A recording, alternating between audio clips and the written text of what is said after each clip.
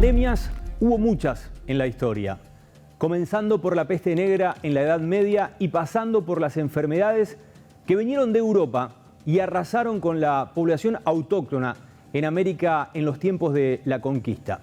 Se estima que entre la gripe, el sarampión y el tifus murieron entre 30 y 80 millones de personas. Sin embargo, nunca habíamos vivido un estado de cuarentena global. La pandemia de COVID-19 tomó a la humanidad por sorpresa. No solo cambió la forma de vivir, sino también la forma de morir. Dejó graves repercusiones en múltiples campos, no solamente en el de la salud, sino también en el económico, político y social. No hay dudas que de pronto algo vino y cambió las reglas de juego. Nadie estaba preparado. Bienvenidos a Archivos UI, las caras del COVID en Uruguay.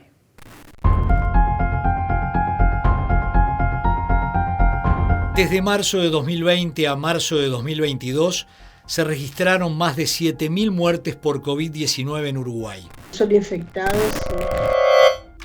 Este programa está dedicado a la memoria de las víctimas y honra la valentía y generosidad de quienes arriesgaron la vida para salvar las de los demás. El 13 de marzo de 2020 será recordado para siempre en Uruguay. A tan solo 13 días de haber asumido el gobierno, se decretó la emergencia sanitaria en todo el territorio nacional. La primera definición es declarar en forma preventiva la emergencia sanitaria. Emergencia sanitaria. De esta forma, comenzaba un nuevo tiempo de incertidumbre y desafíos. La vida, tal como la conocíamos, se vio trastocada y redefinida. Las calles vacías, los hospitales al límite y el silencio roto solo por las sirenas de las ambulancias y patrullas de la policía marcaron los primeros meses de una crisis sin precedente en el mundo.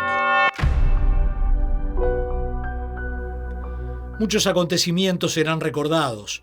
Áreas como la educación, el deporte, los espectáculos públicos se paralizaron. Los noticieros de radio y televisión y los portales web pasaron a tener un común denominador. Prácticamente el único tema que se trataba era el avance de la pandemia.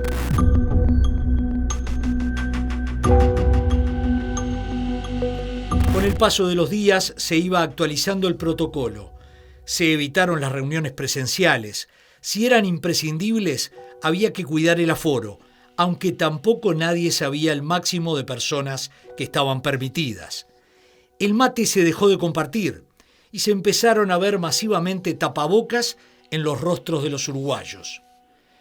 Con las calles desiertas, muchos comercios cerraron temporalmente y varios no abrieron nunca más. En otros, sin embargo, se agotó el stock de mercadería.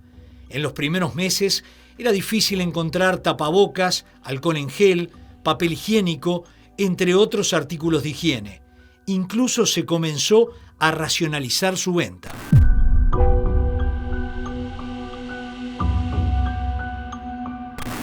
Quédate en casa pasó a ser la frase de cabecera por aquel entonces para quienes tenían la oportunidad de hacerlo.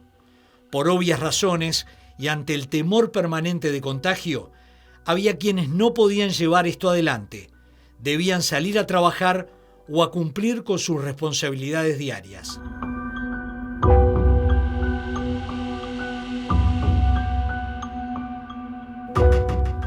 Quedó bien documentado el impacto demoledor a nivel mundial, en particular en América Latina, que tuvo el cierre de las escuelas y liceos, el aumento en los niveles de deserción y el retraso en los aprendizajes fueron de las cicatrices más profundas que dejó la pandemia.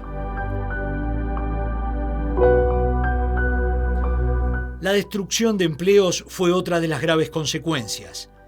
La crisis sanitaria además aumentó las brechas en la participación de los jóvenes y las mujeres en el mercado laboral, siendo este uno de los mayores desafíos pendientes no solo a nivel de región, sino a nivel mundial. Dentro de todo, los expertos destacan que si bien queda mucho por avanzar, los impactos en el mercado laboral tuvieron una recuperación relativamente rápida. Gracias a la ciencia, supimos luego que la enfermedad que ahora conocemos como COVID-19 fue causada por el SARS-CoV-2, un tipo de coronavirus. Los coronavirus, que también causan enfermedades como el SARS y el MERS, son virus comunes en animales y reciben este nombre por el halo puntiagudo de coronas que aparece alrededor de su estructura al observarse en el microscopio. Los síntomas iniciales de la enfermedad podían ser leves, anodinos o hasta incluso indiferentes. Incluían tos, fiebre, escalofríos, dificultad para respirar, dolores musculares o corporales, pérdida del gusto o del olfato, diarrea, dolor de cabeza, fatiga, náuseas y vómitos. El virus, que se expandió en todo el mundo, avanzó rápidamente y una dificultad respiratoria grave tuvo como consecuencia la muerte. Altamente contagiosa, se propagó vertiginosamente al estornudar, toser, hablar y reír. Más de 5 años han transcurrido desde que el mundo quedara atrapado por un virus entonces desconocido que confinó a millones de personas, cerró fronteras e impulsó como nunca antes el desarrollo de vacunas. Pocos meses le tomó a los científicos dar con una vacuna efectiva para combatir este virus. Y lo hicieron a través de un método que revolucionó el desarrollo de los inmunizadores a nivel mundial. Si bien el uso del ARN mensajero sintético ya se venía estudiando como un mecanismo efectivo, fue la pandemia la que en los hechos terminó por acelerar su proceso. El COVID-19 produjo además un golpe a la salud mental de los humanos, no solo entre aquellos que perdieron a sus familiares o para el personal médico que diariamente veía morir a centenares de personas. El confinamiento, la angustia, soledad, el miedo y la incertidumbre provocó un escenario traumático para todos. Organismos como la Organización Mundial de la Salud y la Organización Panamericana de la Salud confirmaron en detallados informes el aumento en los trastornos depresivos o de ansiedad y la prevalencia de comportamientos suicidas post-pandemia. En la denominada guerra contra un virus desconocido, originado en diciembre de 2019 en la ciudad china de Wuhan, el campo de batalla fueron hospitales, sanatorios, centros de tratamiento intensivo, también laboratorios, medios de comunicación. Los gobernantes tuvieron que tomar decisiones en un clima de incertidumbre.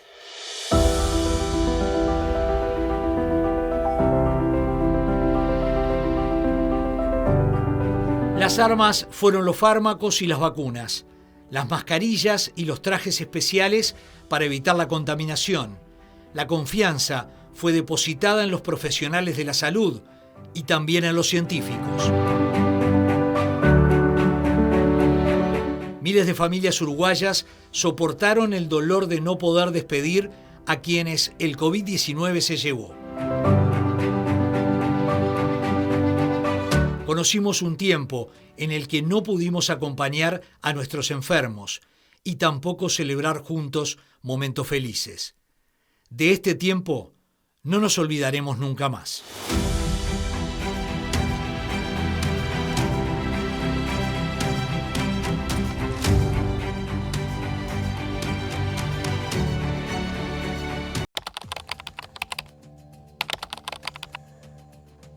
El 13 de marzo de 2020 se declaró en el país la emergencia sanitaria tras la aparición de los primeros casos de COVID-19.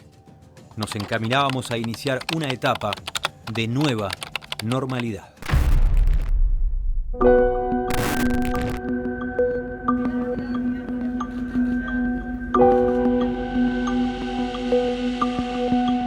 A partir de noviembre de 19 se empiezan a prender las primeras alarmas de este SARS-CoV-2, que en principio fue un poco como el cuento del pastor mentiroso, porque ya hemos tenido un SARS-1 en el 2003 que se apagó rápidamente. Entonces con muchos dijeron, y en un momento creo que todos dijimos, bueno, no va a ser para tanto. Cuando comenzó la pandemia, bueno, había cierta cantidad de casos, luego al mes un poquito empezó a bajar, y uno decía, bueno, qué raro, no es el comportamiento, no sabemos que lo peor estaba por venir. Conocíamos muy poco, porque había que recordar que en ese momento llevábamos 2 meses y poco de que China había comunicado los primeros casos. Las muertes por el coronavirus en toda China aumentaron en las últimas 24 horas en 121 personas. ¿Y viste cuando decís, qué va a pasar eso acá? ¿Viste que esto lo decretaron un viernes 13? Yo me olvido más, amo los números. El viernes 13 me encantaba, hasta que pasó eso un viernes 13, que fue la conferencia. ¿Te acordás que ya desde octubre del año pasado se estaba hablando de lo que estaba pasando en China? Pero vos decís, es un país chiquito, ¿qué nos va a tocar a nosotros? Estaba tranquilo en mi oficina el día anterior hasta que, bueno, uno que consume un poco lo que son las noticias diarias, me enteró de que, bueno, empezaron las restricciones con todo lo que era el movimiento de personas, ¿no?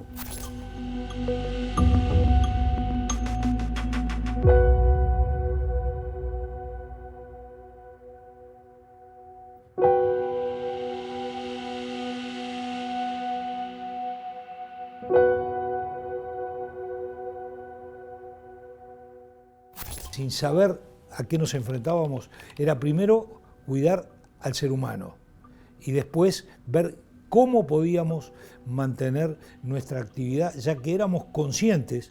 Todo eso vino de golpe, iba pasando en el día a día, éramos conscientes de que el transporte se convertía en algo que ya era, pero que muchas veces no nos dábamos cuenta.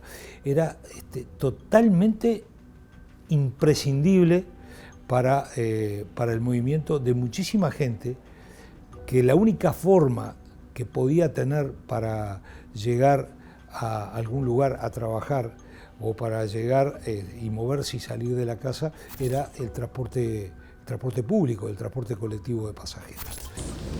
Teníamos como inseguridad en lo que va a pasar, ¿no? Que veníamos en un mundo que estaba todos los días lo mismo, veníamos a trabajar y como que hubo un corte, ¿no? Y nos marcó a todos, a la gente común y a los que trabajamos en la salud. Creo que empezamos a trabajar más de lo que estábamos acostumbrados, ¿no? Con un poco de miedo, ¿no? También de enfermar, de todo lo que escuchábamos que pasaba en el mundo, ¿no? Como un paréntesis,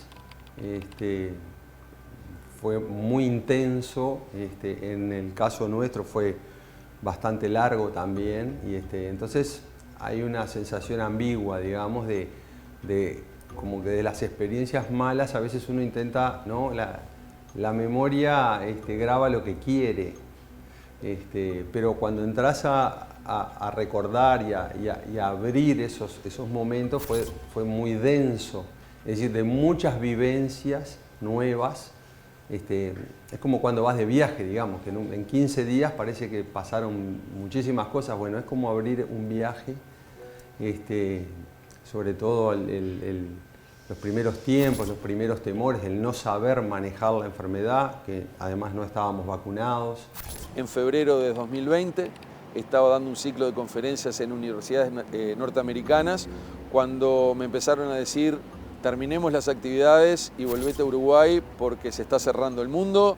Nuestros profesores norteamericanos están siendo, los que están en el exterior les estamos pidiendo que vuelvan a Estados Unidos y los vuelos ya van a empezar a escasear.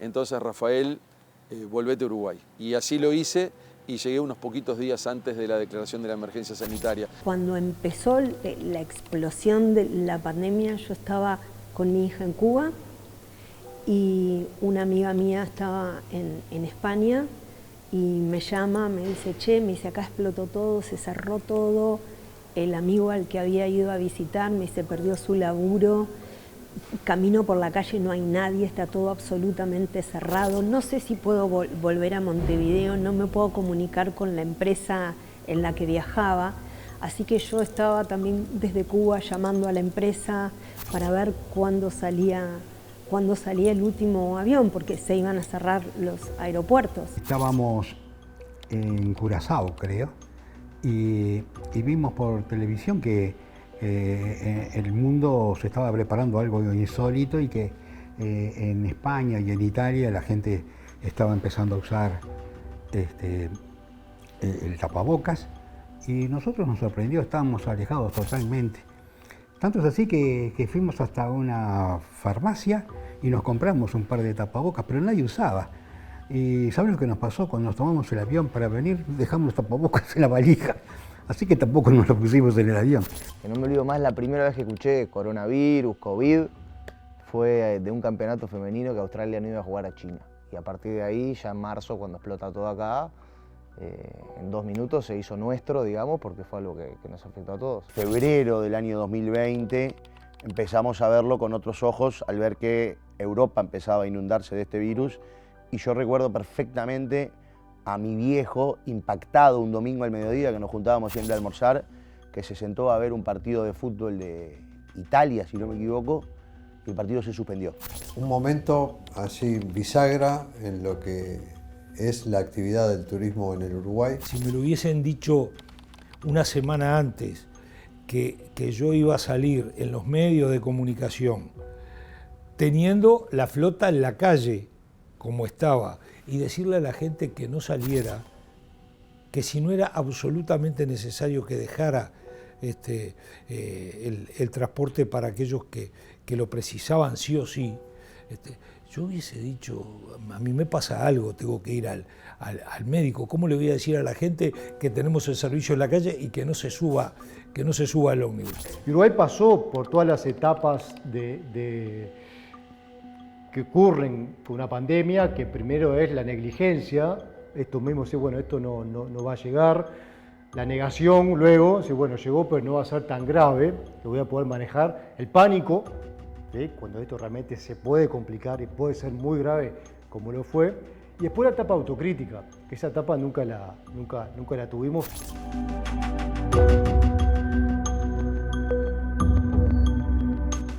No me gusta que nos tilden de salvar vidas, porque entonces cuando el resultado es malo, es decir, no lo salvaste, es decir, no tenemos ese poder.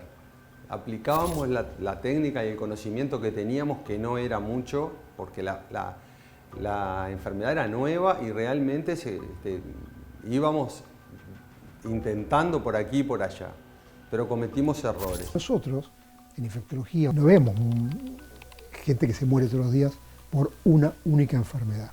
Y acá te pasaba, ¿verdad? Entonces vos sabías que el que ingresaba tenía que estar así porque no sabías cómo iba a evolucionar del todo. Tuvimos que hacer malabares porque en realidad no hay solución para cuando no hay ingresos. Y hay compromisos y hay gastos fijos y bueno, todos esos fueron perjuicios. Y las empresas lo empezaron a sentir, las empresas de turismo, tanto agencia de viajes, hotelería, transporte, los guías, el sector gastronómico. O sea, involucra a un universo muy importante de trabajadores el turismo. Nos despertábamos con una realidad del mundo. Durante el día iban sucediendo cosas, a última hora o entrada a la noche hacíamos, por lo menos tomábamos conocimiento de todo lo que había pasado y qué cosas nuevas podíamos estar en conocimiento para comenzar al otro día un mundo nuevo. Yo nunca dejé de ir a la radio. Aparte yo trabajaba de noche, no había mucho movimiento de gente, nos cruzábamos sí con periodistas de Radio Monte Carlo, pero nunca dejé, gracias a Dios, de trabajar. En principio dije, son 10 días, 15 días, me quedo en casa, divino, voy a poder leer, voy a poder hacer cosas que no había hecho hasta ahora, pero mientras que iban sucediendo esos días, empezamos a ver que realmente era brava la mano, ¿no? Que los casos aumentaban, que los casos eran graves, que las situaciones respiratorias eran terribles. Y ahí creo que a mí se me suspendió el tiempo. Primero se paró el fútbol y ya era un problema a nivel comercial de alguna manera, porque todos los avisadores que habitualmente están en un programa de fútbol o en una transmisión deportiva, al fin de cuentas dicen, bueno, estoy poniendo plata por algo que no se está jugando.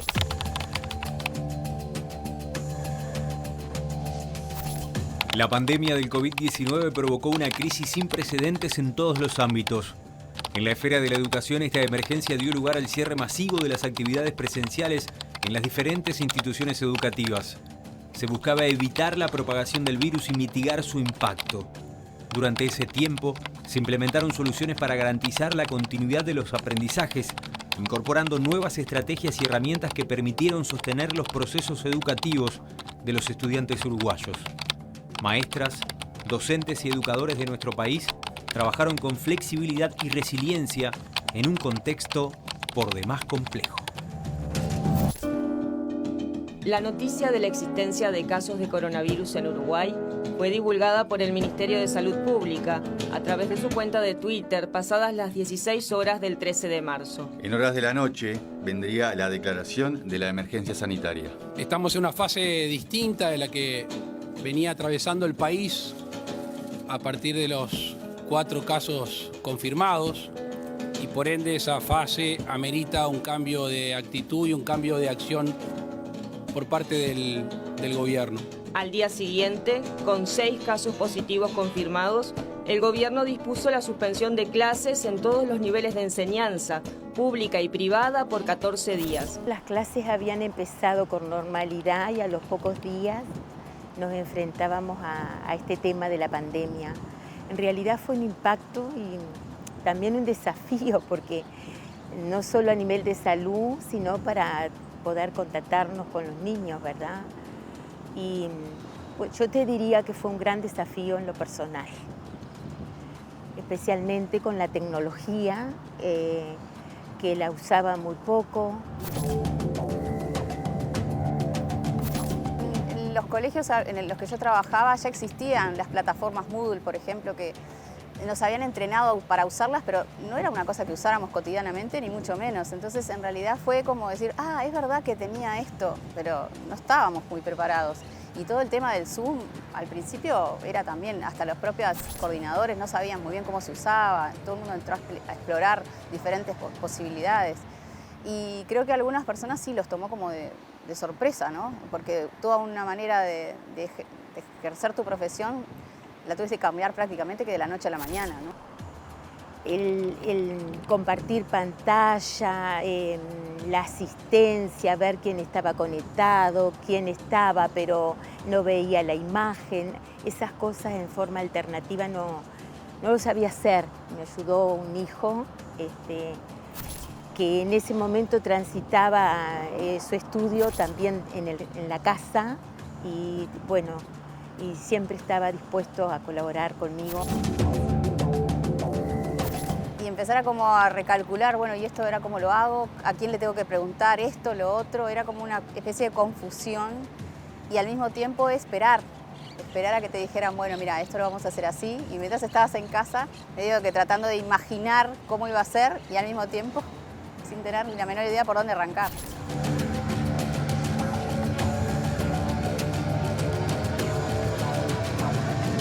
Ponía detrás de mí o cerca de mí un pizarrón con renglones para no desatender la caligrafía. También me organizaba con un cronograma en el pizarrón para que los niños vieran de las 2 horas que estábamos conectados, cuánto íbamos a dedicar a matemáticas, a lenguaje, a geografía, a historia, a ciencias. Y me parece importante destacar también el apoyo de la familia, porque además de dar la clase en determinados momentos, yo les decía, en el libro tienen que repasar este tema o leer sobre este tema en tal página. Y al otro día los niños lo habían hecho. Con los más chiquitos era mucho con el apoyo de las familias, sin el apoyo de las familias no era posible. Y con los más grandes, que la clase fuera clase y no que se convirtiera en distraerme con un jueguito, tener las 2 pantallas abiertas, jugar con no te escucho, todas unas dinámicas que empezaron ellos a tener y nosotros a darnos cuenta y empezar a adaptarse Había una docente, por ejemplo, que organizaba juegos para ver quién se desconectaba primero cuando terminaba la clase. O sea, empezaron a inventarse situaciones que de repente no funcionarían en un salón común, pero sí funcionaban y muy bien en Zoom. La directora se conectaba y observaba si nosotros teníamos la asistencia, si cumplíamos el horario. Había un control también, no era un libre albedrío de hacer lo que quisiéramos, todo lo contrario. Habría recreos y lo increíble de los recreos es que a veces algunos se quedaban en el recreo y te decían, teacher, no nos desconectes que así podemos seguir jugando. Y aprovechaban a jugar jueguitos entre ellos mientras, o charlaban las más grandes, las chiquilinas, ponele. Y si no, decían, bueno, ya vengo, y se iban a la casa, en su casa, a jugar afuera, la pelota, no sé, estar al aire libre. Era como diferentes encares de... Pero sí, recuerdo unos chiquitos que me decían, teacher, no nos cortes el Zoom, que así seguimos jugando un ratito.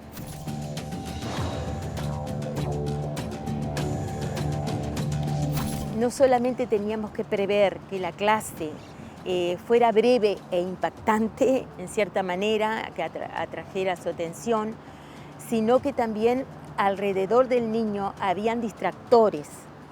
Podía ser el hermanito más chiquito que lloraba, otro que pedía, el perrito que ladraba, la abuela que entraba, los vecinos que sin saber se presentaban ahí, la familia que a veces intencionalmente se unía a la clase porque interesaba recordar su época pasada con un maestro en la pantalla, pero en general fue un desafío que lo logramos hacer todos los maestros.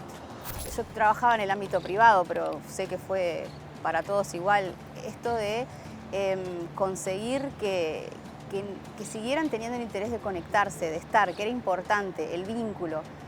Surgía la necesidad, por ejemplo, cuando vinieron las vacaciones, parecían como más largas y parecía que va a ser más el desprendimiento, porque toda la conexión era como muy prendidita, como de un hilito, ¿no? Entonces, esta necesidad de estar con ellos con un mensajito, un video igual, mandarles un video, ¿cómo están? Bueno, que pasen bien la vacación, mucho más que antes, ¿no? Y además la incertidumbre de saber hasta cuándo.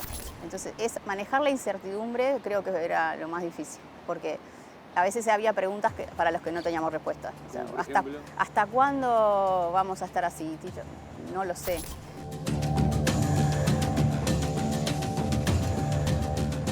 A veces el niño se conectaba y perdía la conexión, el grupo avanzaba y él retomaba la conexión, tenías que prever cómo hacer con esos niños que se habían desconectado por accidente, u otros que de pronto estaban ahí y no estaban participando en la clase, que tú te das cuenta por sus ademanes o por sus gestos que estaban de pronto mirando la televisión o jugando al play. Hubo una unión en el magisterio para salir adelante, para sacar adelante el Uruguay. Doy fe de eso porque todos, después de pasar el tiempo, no lo recordamos con tristeza, sino como algo que nos tocó vivir y que cada uno, en la medida de sus posibilidades, lo hizo lo mejor que pudo. Después, cuando volvimos, claro, reconocer a todos esos niños, que te reconocieran a ti, pedían por favor que te sacaras el barbijo para ver cómo eras, si ¿no? Esa cosa, porque ellos te veían en la pantalla, pero no es lo mismo, ¿no? Era como si hubieras empezado a conocerse otra vez. Se pudo enseñar, ¿sí? No con la calidad del presencial, vamos a decir la verdad. Caritas, tic, tic, tic, tic, tic, pantallitas, y eso de estar en tu casa pero no estar en tu casa, el corte corte en la actividad, pero parecía que hacía 5 horas que estaba sentada siempre en el mismo lugar, y esa sensación de decir, esto no está bueno. De alguna manera, los docentes estuvimos presentes. Y en algunas instancias te voy a decir que desbordados. Pero creo firmemente, doy fe, que ningún docente dijo no. Nos unimos a lo que teníamos que desafiar. Lo mismo que lo hizo la salud, ¿no? Siempre de la mano del que lo necesitaba. Y bueno, nosotros desde el punto de vista docente también no abandonamos lo que nos tocaba hacer.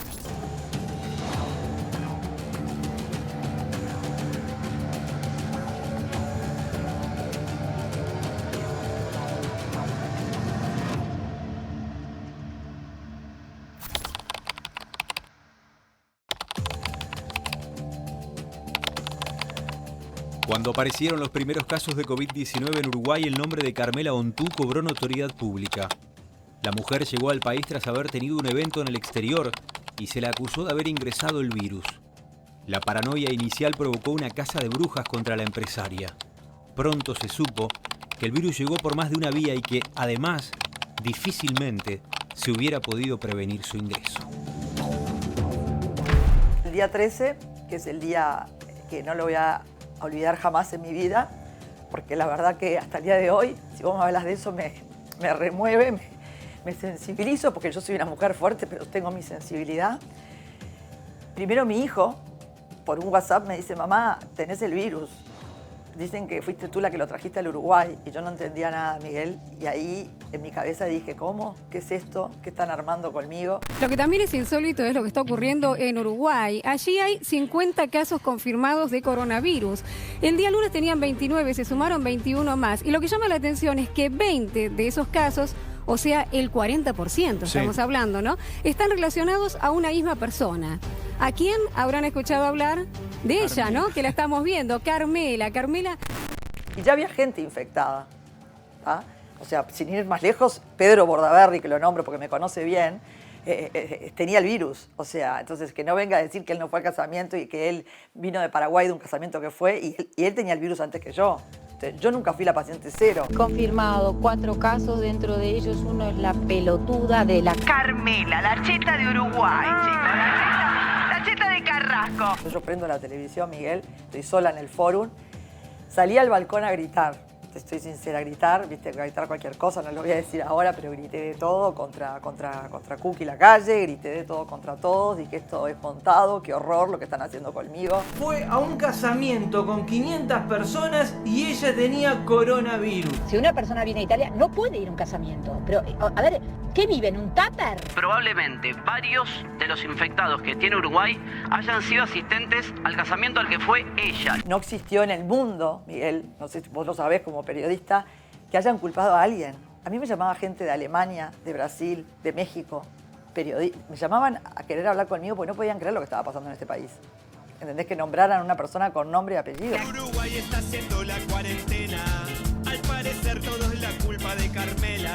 Había dado positivo una semana después de volver a Uruguay. Había estado en el casamiento cuando tenía que estar aislada. La idiota llegó el jueves de Europa y el viernes fue un casamiento. Después hablamos, estoy histérica. Estamos todos en cuarentena por Carmela, todo en cuarentena por Carmela, todo en cuarentena por Carmela y Carmela recapacita. Cuarentena perpetua para esta señora. Yo hasta hoy me sigo preguntando si yo tenía el virus o no lo tenía. ¿Entendés? Las vacunas contra el COVID-19, elaboradas en tiempo récord por la comunidad científica y la industria farmacéutica, fueron recibidas por parte de la gran mayoría como una bendición para salir de la crisis sanitaria.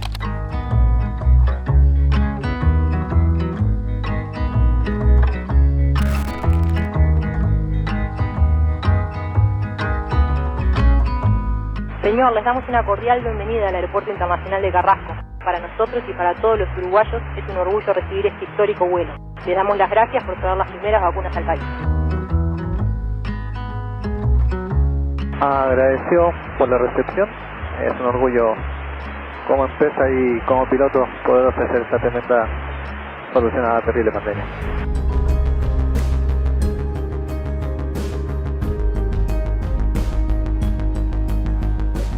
En la aldea global en que vivimos, ni los virus ni las enfermedades contagiosas saben de fronteras o razas.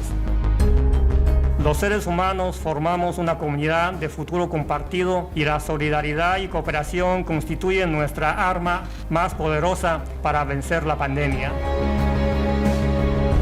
¡Viva la amistad entre China y Uruguay! Muchas gracias.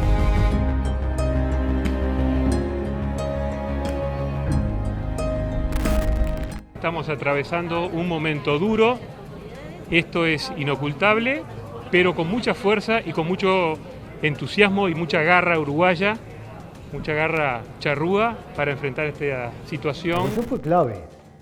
La evolución fue clave. En un momento de la mayoría de los contagios que había en ese 2021, ese junio, julio 2021, vimos rápidamente, a través de los modelados con colegas de ingeniería, con matemáticos, con biólogos, que la vacuna fue el martillo.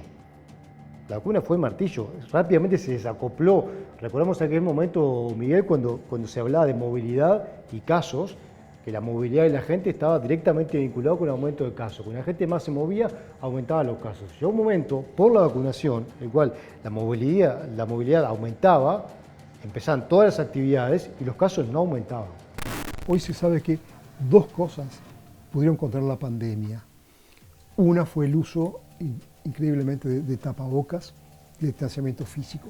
Y la segunda, la contención por vacunas, ¿verdad? Sin eso, nos hubiera salido.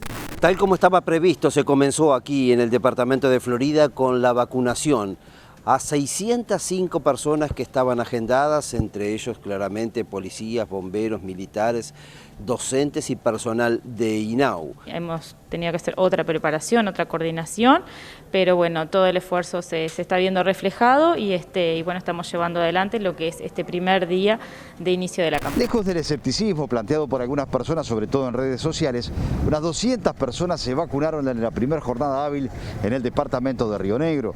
En el hecho histórico estuvo presente el intendente de Río Negro, Omar Lafruf, y otras autoridades departamentales en una jornada en la que se marca un hito en el combate a la pandemia que cambió el mundo. Lo que hemos visto acá, por lo menos en nuestro departamento, de estos grupos en concreto, una adhesión muy importante. El asesoramiento que siempre se dio en base a la mejor información disponible, en un momento que se evalúan costos y riesgos. El equipo que trabajó en el asesoramiento no solamente fue el GACH, sino que estaba la Comisión Nacional de Vacunas del propio Ministerio de Salud Pública, así que se armó un equipo interdisciplinario de las dos instituciones, también con más aportes de la Universidad de la República.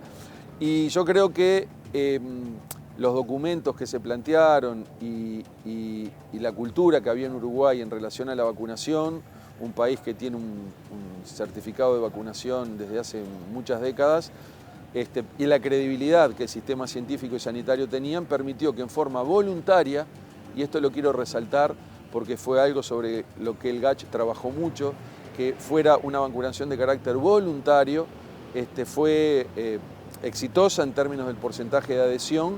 Las autoridades del Hospital Militar resaltan la agilidad con la que se ha desarrollado esta primera etapa de vacunación contra el COVID-19. Teníamos previsto vacunar a un ritmo de 32 personas por hora aproximadamente y es lo que venimos haciendo. El proceso es muy sencillo. La persona que se agendó va hacia el Hospital Militar con el uso del tapaboca correspondiente, se le toma la temperatura, firma la declaración jurada y espera aproximadamente 2 minutos. Es llamado para ser vacunado y luego tiene una espera entre 15 y 20 minutos para ver si se le diagnostica algún síntoma. Todo el mundo estaba ansioso. Yo estaba ansioso por ser vacunado. Y yo al principio nadie estábamos vacunados y le metíamos igual. Y yo me acuerdo el día de la primera dosis de vacuna, dije, bueno, qué gran paso que estoy dando. De repente puedo zafar, porque eso vos lo pensabas. No estaba sin ninguna protección. Y así fue. Y vos sabés que fue todo muy controversial, hay gente a favor, hay gente contra las vacunas. ¿Usted se vacunó convencido? Sí, absolutamente. Dije, es la única opción que tengo. A la hora señalada, el avión de la Fuerza Aérea Uruguaya tocó tierra en Rivera con el cargamento de vacunas Pfizer. A las 5 en punto de la mañana llegó el avión con las dosis destinadas para Rivera. Fueron directamente al centro de la lucha antituberculosa, donde se contaba con la guardia policial, y ahí se la acondicionaron y antes de las 8 ya estaban en cada uno de los puestos vacunatorios. La experiencia de Uruguay confirma un poco la experiencia del mundo y lo que los estudios clínicos mostraron, ¿no? La vacuna sin duda contribuyó a controlar la dispersión, eso yo no tengo muchas dudas, pero fundamentalmente le bajó la gravedad a los casos. O sea, todas las personas que empezaron o que tuvieron casos después de haber estado vacunadas con 2 dosis y tener cierto grado de respuesta inmunitaria a la vacuna, la gravedad de la enfermedad se atenuó muchísimo. Largas filas de personas listas para vacunarse se vieron en el Antel Arena de Montevideo. Este es el mayor centro de vacunación y el proceso se vio enlentecido por algunas horas. Sin embargo, no pareció molestar a quienes finalmente fueron inoculados. Sí, adentro fue rápido, donde demoramos un poco más fue para entrar, pero adentro bárbaro, lo más bien. Sí, había mucha cola, pero fue rápido, no. ¿Y esa cola le dijeron por qué fue? Pues atraso, claro. Se atrasó y se ve que nos decidimos todos a vacunarnos y... Impecable, bien ágil. ¿Sí? Sí. Aunque no parece, pero va ágil. Sí, porque hay una cola larga. Sí, sí, no, pero adentro es rápido. Bárbaro, rápido. Sí. ¿Y perfecto. el hecho de venir a vacunarte, la decisión? Es bárbaro. Desde chico siempre me enseñaron a vacunarme y hay que vacunarse. Si no nos vacunamos no salimos de... Uruguay tiene una tradición de vacunación muy importante y de hecho hay un montón de enfermedades que están muy controladas y que Uruguay fue uno de los primeros países en América Latina, por ejemplo, en tenerlas controladas gracias a la vacunación. ¿Le costó decidirse para vacunar? Bueno, en principio sí, porque tomo medicación y bueno, no quería agregarle más medicación al organismo, pero bueno, terminé decidiéndome porque era lo mejor en la situación en la que estamos. Estaba decidido ya. ¿Sí?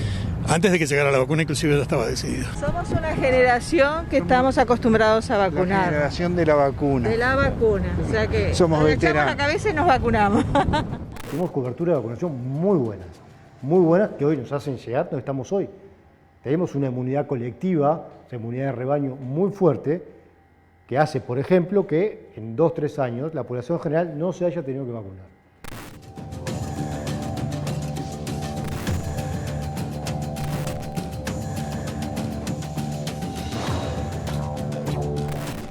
¿Se puede comprar más rápido las vacunas? Es verdad. ¿Se puede hacer una gestión más rápida de las vacunas? Es verdad. Pero que funcionaron muy bien.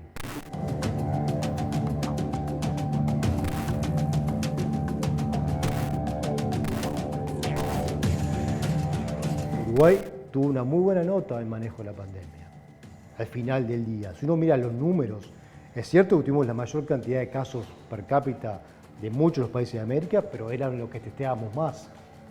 Uruguay era el país que más testeaba en base a ese ecosistema que se armó entre gobierno y la academia y las empresas. Pero la tasa de mortalidad acumulada al final de la pandemia fue la más baja. En Sudamérica fue la más baja luego de Venezuela, mucho más baja que Brasil, que Argentina, que Francia, que Estados Unidos, que Alemania.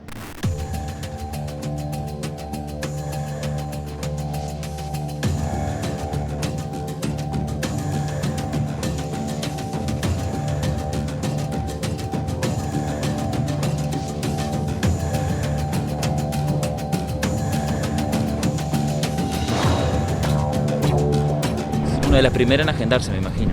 Sí. Mucha preocupación. Bastante.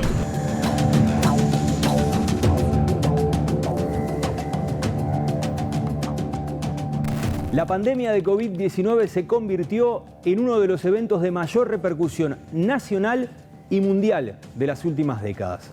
Prácticamente ningún país quedó al margen de ser afectado. Se podría afirmar que todas las naciones fueron tomadas por sorpresa. Archivos UI, las caras del COVID en Uruguay, pretende generar una reflexión colectiva acerca del futuro. Nos vemos la próxima semana.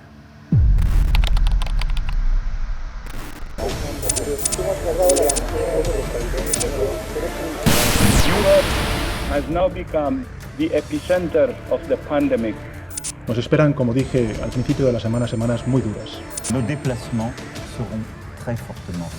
Hemos cerrado la frontera de la Argentina. Vamos a decretar el cierre de fronteras total con la Argentina. Test, test, test. Some countries are taking radical action by closing borders and imposing mandatory quarantines on anyone arriving from overseas. Casi todos los vuelos cancelados. More than 120 Australian passengers stranded on an Antarctic expedition ship begging to be rescued. Estamos infectados de coronavirus, que el buque está totalmente infectado. More than 60% of people on board a cruise ship have tested positive to COVID-19. Daban positivo y daban positivo. Nadie negativizaba. La infección avanzaba todos los días. Esto es un cementerio flotante. We need you to act quickly, and we don't know what will happen to us after that. Y ellos sintieron que iban a morir solos. Lo que el pueblo uruguayo siente es que hicimos lo que había que hacer.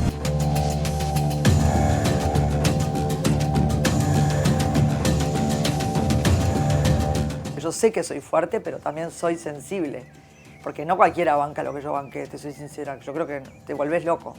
Suena el teléfono y era como que no querías que sonara el teléfono, porque era difícil que el panorama mejorara, entonces la frase dice no news, good news, no queríamos saber de nada. Y yo tengo muy marcado, no me pregunte por qué, pero la caminata del cuarto de mi madre, de mi hermana, hasta el living, eran unos pasos que yo escuchaba que me transmitían lo peor. Nos acaba de llegar una información que nunca creímos que íbamos a tener que dar. Nos acaba de llegar la noticia de que acaba de fallecer nuestro compañero Alberto Sonsol. No sabíamos si había luz al final del camino y de todas maneras no se bajaron los brazos. La gente actuó responsablemente. Ricardo, ¿qué es lo primero que se te viene a la mente si te digo COVID-19? Bueno, mis nietos. Porque pienso que tendrán que enfrentar ellos. Ese es el tema. Y que ojalá el mundo tenga la madurez suficiente para preocuparse de las cosas que son realmente importantes. A cualquier congreso internacional que tú vas de infectología hoy, desde hace 2 años o más, siempre en el congreso hay una mesa, una conferencia sobre la próxima pandemia. Entonces, ¿qué es lo que la gente discute? Bueno, muy bien, ¿cómo se llamará esa enfermedad? ¿Qué agente lo producirá?